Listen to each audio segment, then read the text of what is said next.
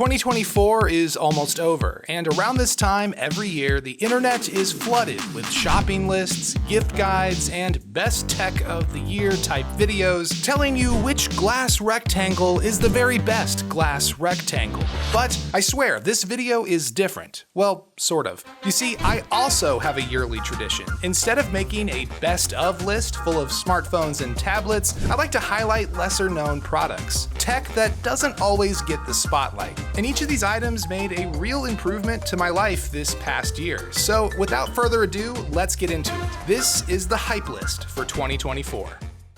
Most of my videos take place in the home office, but this time we begin in the garage. This is the Crazy Bird CU7 e-bike, and believe it or not, this bike has been a real game changer for me this past year. I'm in my home office almost 24/7, and sometimes I need a little push to get outside and get moving, and occasionally find somewhere else to get some work done. And that's where the e-bike has been amazing. First of all, if you've never ridden one before, e-bikes are just fun. The battery can be used as a pedal assist to make climbing hills easier, but this model also has a straight up throttle, like a motorcycle. But personally, I find the throttle makes merging in and out of traffic way less stressful because I can get up to speed quickly. And this bike has a range of over 50 miles. And much like my desk setup, I've added my own customizations to this e-bike. I added this cargo box on the back to carry stuff, and I even added a solar panel to passively charge my portable batteries, which I use to charge my laptop or phone when I'm working somewhere outside. And that's what this bike has really been about for me, getting outside. It's allowed me to travel to more places without using my car, and as a home office worker who is pretty introverted, this bike has made a difference in my weekly routine, and I've enjoyed getting out and working in more places.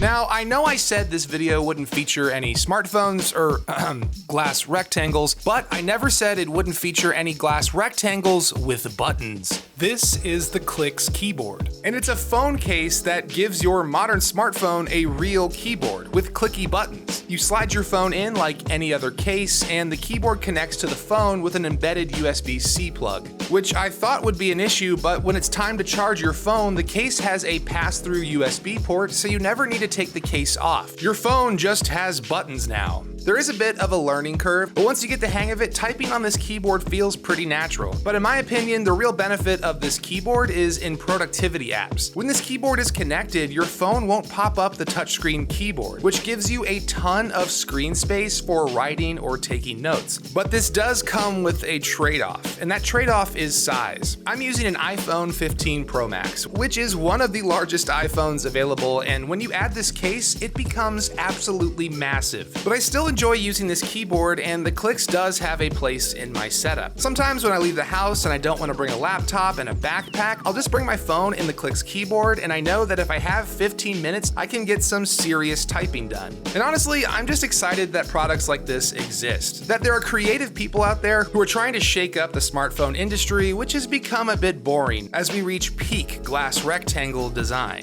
And I will be interested to see what they come up with next. Every time I do one of these year-end videos, I notice a trend. Last year, it was 3D printing. The tech had gotten better and printers became more affordable. And this year, I've noticed a similar trend with solar-powered tech. As you saw earlier in the video, I was able to mount a solar panel to my e-bike and charge my devices as I ride. And I was surprised with how well the tech works, which is why I was excited to partner with TP-Link, who sponsored this video and sent me their new Tapo SolarCam, an outdoor security camera with a ton of useful features. But unlike every home security camera I've owned, this unit is solar powered, allowing you to place it anywhere you want outside. It's also only $59 US, and you can get an even better deal if you order a 3-pack bundle from Costco or Best Buy. Installing this camera took me all of 5 minutes, and the video quality is impressive, especially when you consider that this camera is running on solar power. The video feed is 1080p, and the camera has AI detection that can recognize pets or people or vehicles, all without a monthly subscription. But I was most impressed by the video quality on the night vision camera. Not only is it super clear, even in pitch black, but you can also activate a spotlight and a speaker, so you can tell whoever you see in your backyard to get lost. So if you want to learn more about the Tapo SolarCam, you can use the link in the description below. Alright, back to the video. If you've watched any of my videos, you know that I spend a ton of time and effort upgrading my desk setup in my office. But for years, I've overlooked one of the most critical aspects of the desk experience, my chair. I've been using various department store office chairs and just assuming that it's normal for my back to hurt after a few hours of work. But it turns out choosing the right chair makes a massive difference. This is my new desk chair. It's the Herman Miller Embody, which is a modern ergonomic office chair designed to correct your posture and sustain your back all day long. And in my opinion, it's also wonderfully designed. The chair looks great in my office. Along the back of the chair are these spines that move and contour to the shape of your back, which makes the chair comfortable while encouraging good posture. And every aspect of this chair is adjustable, from the height and the angle of the armrests to the depth of the seat cushion. Herman Miller is known for producing some of the most iconic office furniture of all time, and when they invited me to test this chair, I was excited but also curious if it would live up to the hype. And after making the switch several months ago, I'm happy to report that it has. The Embody has been the single best improvement I've made to my desk setup this year because I'm comfortable all day, and that 3 p.m. back pain that I thought was normal is no longer a factor. Smart rings have been around for a little while now, but I always thought I was not the target audience for these products. I'm obviously not a fitness expert, and I assumed that smart rings were for people who were trying to become a better runner or athlete. And now that I've worn this smart ring for 6 months, I've realized it's actually pretty useful for lazy people like me, because the Ultrahuman ring lets you choose what health data you want to focus on. And as a home office worker, I focused on 3 key metrics: sleep, sunlight, and caffeine. Let's start with sleep. The ring tracks your body temperature and heart rate at night, and when you wake up, it gives you a sleep score. And just having this data helped me better plan my day. Then there's sunlight. As I mentioned during the e-bike section of this video, I struggled to get outside much during the work week. Throughout the day, I would get notifications about my levels of sunlight exposure, and that would help nudge me out the door and improve my habits. Then there's my personal battle with caffeine.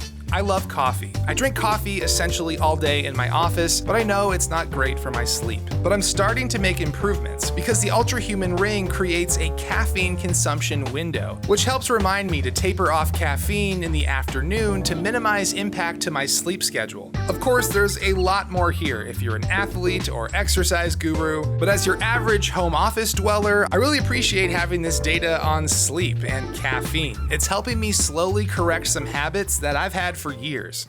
The final item on this list is another piece of wearable tech that I've been using for over a year, and it's become part of my everyday carry. These are the Ray-Ban Meta Smart Glasses, and if you've never heard of these, the Ray-Bans look pretty normal at first glance, like a regular pair of glasses, but embedded in the frames are a microphone, set of speakers, and a camera. You can use the mic and camera to do a variety of things. And yes, these are smart glasses, but there is no heads-up display built into the lenses. All of the smart stuff is handled over audio. For example, you can use the speakers to listen to music, which is great if you want to listen to something without blocking your ears with AirPods. But you can also use the mic and speakers to interact with an AI assistant. You can ask basic questions or do conversions and calculations. Hey Meta, how many feet is 13 meters? 13 meters is approximately 42.68 feet. And although it's useful to have an AI assistant built into your glasses, its biggest weakness is that Meta AI is not integrated with my most used application. So I can't ask this virtual assistant questions like, okay Meta, then what's on my calendar for this afternoon? To check your schedule, you'll need to connect your calendar to the MetaView app. yeah, I checked the settings and it seems like the assistant just made this information up. There's no way to sync a calendar. But for basic question and response type queries, the assistant is useful. But as a content creator, my most important use case is filming first-person videos. There have been so many instances this past year where I was working on a project or a video and I didn't have a camera nearby, but I was wearing the glasses and I was able to capture that moment instantly and from a unique first-person perspective. My only complaint with the camera is that it can't shoot in a widescreen or landscape format. It can only record vertical or square videos, which is fine if you're an Instagram creator, but as an old school YouTuber, I'd love for these glasses to shoot in landscape. But overall, the glasses have proven to be incredibly useful this past year for capturing moments with the camera or blending my music with the world around me. And that's the hype list for 2024. These were the pieces of tech that made the biggest difference for me, and I'm curious if you guys have had any upgrades this past year that you're enjoying but the rest of the internet has overlooked. Let us know about them in the comments below. And because this is my last video of the year, I'd like to take the opportunity to thank you guys for the support. 2024 was a crazy year for work from Hype, and honestly, I can't thank you guys enough for the support. I've got some big projects planned for next year that I am very excited to share with you guys, but until then, and for the final time this year, my name is Nick Mo. Thanks for watching Work from Hype, and I will catch you guys in the next one.